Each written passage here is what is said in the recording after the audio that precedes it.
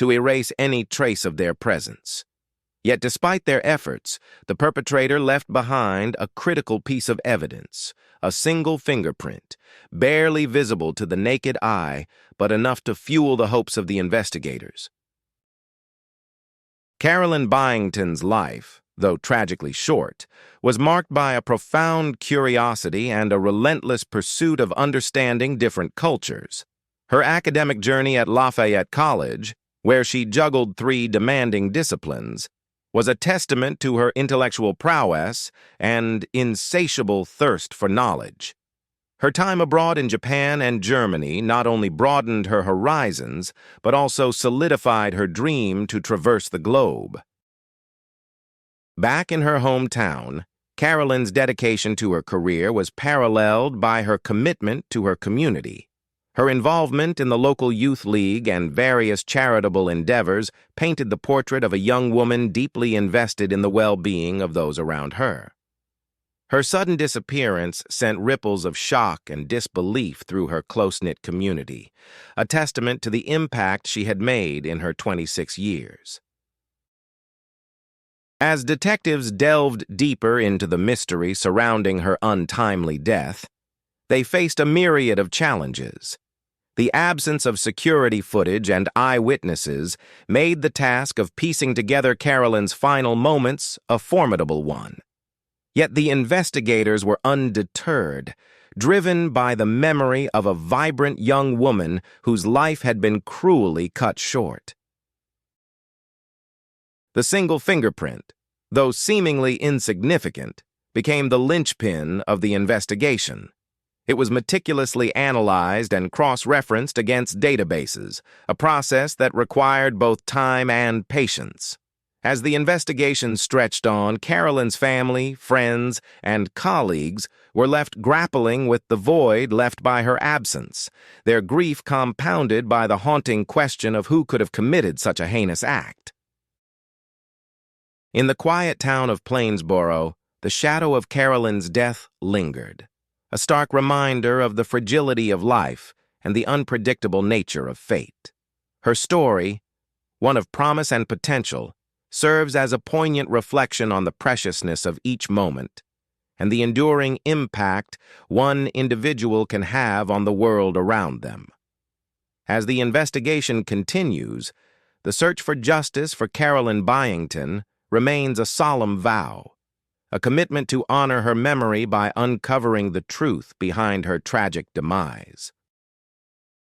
In the heart of a bustling city, an investigation was unfolding with the intensity of a tightly wound thriller. The scene was a modest apartment, now a focal point of forensic scrutiny. Detectives meticulously combed through every inch of the space, acutely aware that they were in a race against time to secure any trace evidence that might lead them to a killer. The eerie sounds reported by a neighbor, initially dismissed as mundane, now reverberated with ominous significance, their tracks in the stillness of the night. As law enforcement officers scoured nearby buildings for surveillance footage and pursued every conceivable lead, the medical examiner was deep in the throes of finalizing a grim autopsy report. The victim, Carolyn, had endured a brutal end. Her head bore the marks of savage, blunt-force trauma, inflicted by relentless punches. But the horror did not end there. Her neck was riddled with stab wounds, cruelly inflicted with a pair of scissors and a screwdriver, both mundane tools, turned instruments of death. Yet, amidst the tragedy, there were no signs of sexual assault, and Carolyn's belongings remained untouched. It was this stark detail that shifted the investigation's trajectory.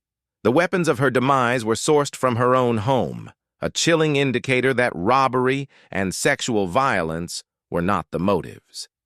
Instead, the crime was far more intimate, a manifestation of personal rage and vendetta. The detectives, now driven by this revelation, began their inquiry into Carolyn's personal life. Her family and friends were interviewed, each painting a portrait of a woman who was the epitome of kindness, easygoing and devoid of any known conflicts. She was not involved in any current romantic entanglements, and no ex-partner lurked in the shadows with a vendetta. With no immediate suspects emerging from her personal circle, the focus shifted to Carolyn's professional life. It was here that the investigation took an unexpected turn. On the day Carolyn was last seen alive, another employee, Kenneth Saul, a 30-year-old accountant, had also left the office around the same time. Initially, this overlap seemed inconsequential. However, Kenneth's subsequent absence from the office stretched beyond a reasonable lunch break. His explanation for the delay was a tale of car trouble and a detour to a repair shop. Yet upon verification, this claim unraveled as a fabrication. Kenneth had never visited the repair shop he mentioned. This discrepancy, coupled with his anxious demeanor and the fresh scratches adorning his hand upon his return, cast a shadow of suspicion. Kenneth's behavior was peculiar, to say the least. In a casual conversation, he posed an unusual question about the legal implications of circumstantial evidence, a query that piqued the detective's interest. Intrigued, the investigators delved into Kenneth's background, ensed a year prior and devoid of any prior criminal history. Yet the facade of normalcy often masks the most tumultuous of storms. As the detectives pieced together the puzzle, each fragment of evidence painted a picture of a man potentially caught in a web of personal turmoil. The scratches on his hand, the fabricated alibi, and the probing questions about circumstantial evidence suggested a man grappling with guilt or fear. In the quiet corners of the city, where shadows lengthen and secrets whisper, the truth lay waiting to be unearthed. The investigation continued, driven by the hope of justice for Carolyn and the quest for understanding the complexities of the human psyche.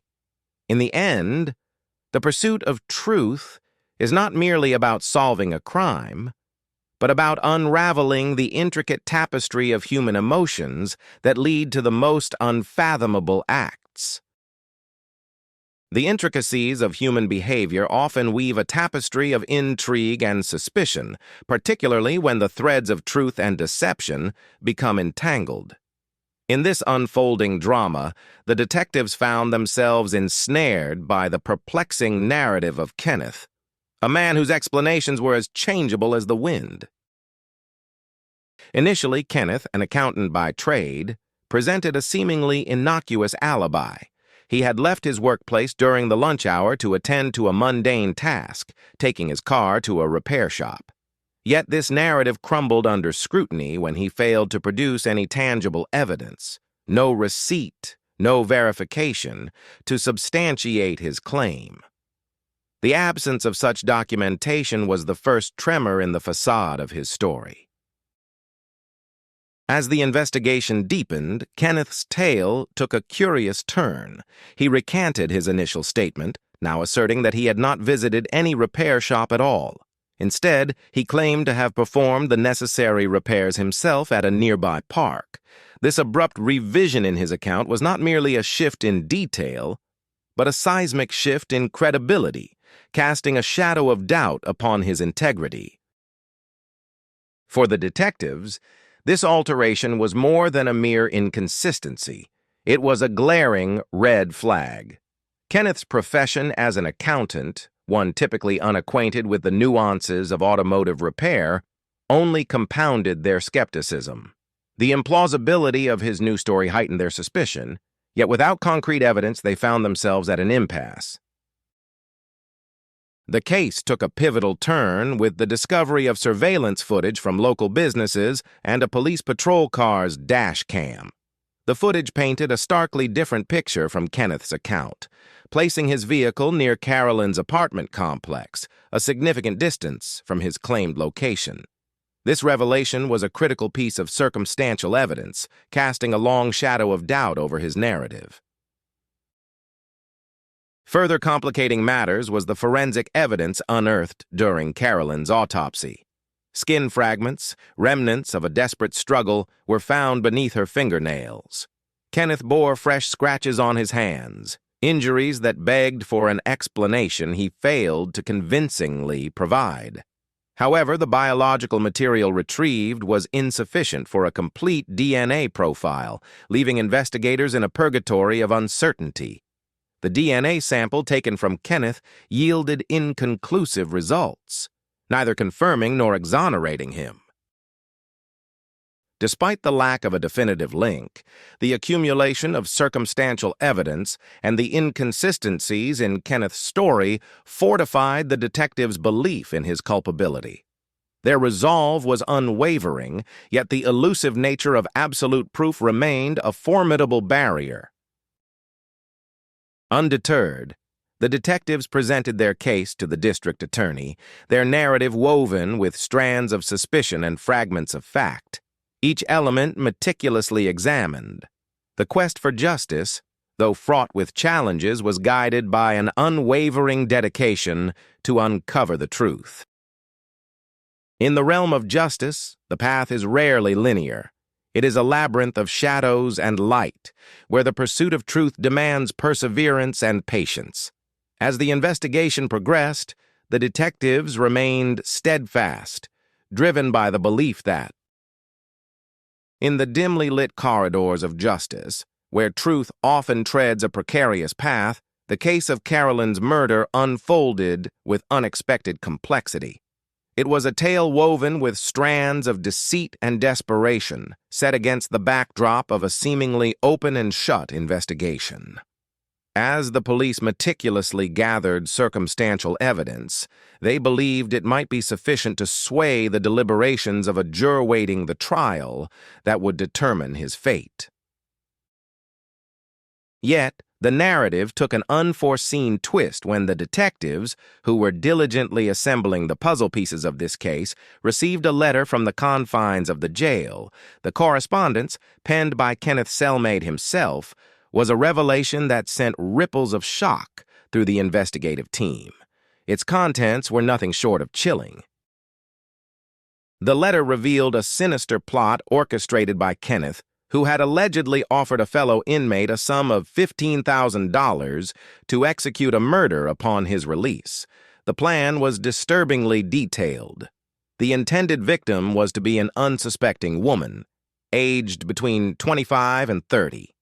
The instruments of death were specified as a screwdriver and a pair of scissors, tools of mundane utility twisted into implements of terror. Kenneth's instructions were explicit. The victim was to be stabbed in the neck, and the scene meticulously cleansed with bleach to erase the traces of the crime. Detectives were convinced of the veracity of the inmate's claims, for the gruesome specifics of Carolyn's murder had been withheld from the public.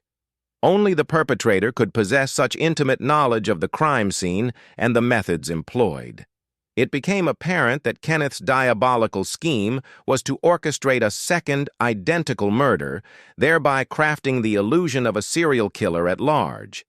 His aim was to create an alibi by virtue of being incarcerated during the subsequent attack, thus diverting the investigation away from himself.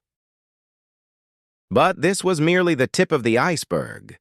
Kenneth's machinations extended further into the realm of the bizarre. He proposed an alternative plan to his inmate confidant, suggesting the assassination of the lead detective helming the investigation. Alternatively, he proposed targeting one of the individuals previously interviewed by the police in connection with Carolyn's murder. In the latter scenario, Kenneth instructed the inmate to stage the crime scene, making it appear as though the victim had been the true perpetrator of Carolyn's murder, complete with a fabricated confession note. The objective was clear: to mislead the authorities into believing that the deceased individual was the actual murderer of Carolyn, thereby exonerating Kenneth and facilitating his release. As for the plot against the detective, the rationale was murky. but it seemed Kenneth harbored the belief that the removal of the lead investigator would precipitate the collapse of the entire case against him. In a further display of audacity, Kenneth imparted advice to his inmate accomplice on evading capture post-murder, all the while oblivious to the irony of his own incarceration. The sheer absurdity of the scheme belied its sinister intent, resembling the naive machinations of a child. Yet, Kenneth was entirely serious, convinced that this convoluted plan would ultimately secure his freedom. In the wake of these revelations, detectives enlisted the cooperation of the inmate, equipping him with a concealed recording device to capture further incriminating conversations. The investigation, now tinged with layers of deception and manipulation, continued to unfold, revealing the depths of human desperation and the lengths to which one might go in the pursuit of freedom. In the grand tapestry of life, where justice and moral order strive to prevail, this case serves as a poignant reminder of the complexities and contradictions inherent in the human psyche. It underscores the eternal struggle between right and wrong and the profound consequences of choices made in the shadowy recesses of the human heart. A chilling narrative unfolded within the confines of a prison, where detectives, armed with surreptitious recording devices, captured a conversation with an inmate named Kenneth. With a disconcerting nonchalance, Kenneth detailed his machinations to orchestrate a series of killings. The gravity of his words was matched by the prison staff's subsequent discovery: handwritten notes found within Kenneth's cell. These notes, a confession to the murder of a woman named Carolyn, were penned with the intent to be placed alongside the body of a future victim, a grim testament to Kenneth's calculated malevolence. He had assumed, perhaps arrogantly, that no one would scrutinize the handwriting, thereby underestimating the meticulousness of the investigators. Kenneth's revelations provided the authorities with a damning trove of evidence, linking him inexorably to Carolyn's murder and compounding his legal woes with conspiracy charges. Yet, amidst the unfolding horror, one question loomed large: what drove Kenneth to such heinous acts? The answer, when it emerged, was as unexpected as it was tragic. Kenneth languished in jail for several years, and by November of 2022, 3 years post-arrest, the prosecution faced a dilemma. Despite a mountain of circumstantial evidence, the absence of irrefutable physical proof, such as DNA or fingerprints, posed a significant risk for the upcoming trial.